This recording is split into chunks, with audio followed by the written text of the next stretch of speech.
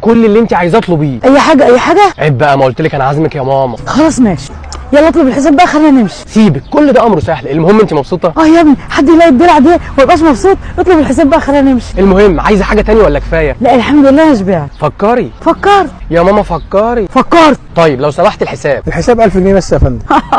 هو انت عامل اشتراك سنه ومن ابو 1000 جنيه ولا ايه؟ ايه وماله كده كده ابني اللي عازمني. ادفع يا ادفع ايه؟ الفلوس. فلوس ايه؟ الحساب. حساب ايه؟ يلا بقى خلص خلينا نمشي. ماما انا مش معايا غير 5 بس. طب ماشي اديله منهم 1000 بس. 1000 ايه؟ يا ابني ما تبقاش غبي، انت مش معاك 5 اديله 1000 واحده بس. ماما انا معايا 5 جنيه مش 5000. ايه ايه؟ طب بصي ادفعي، واول ما اتخرج والاقي شغل واقسم بالله هديهم لك. ادفع ايه؟ في الحساب. حساب ايه؟ الفلوس. فلوس ايه؟ انت فين واحنا مين؟ السلام عليكم. طب طب حضرتك انا معايا دول، ينفع اديهم لك واقسط الباقي طول عمري؟ بلاش هزار حضرتك بقى. لا والله انا مش بهزر، انا بتكلم جد. اقعد بس هفهمك.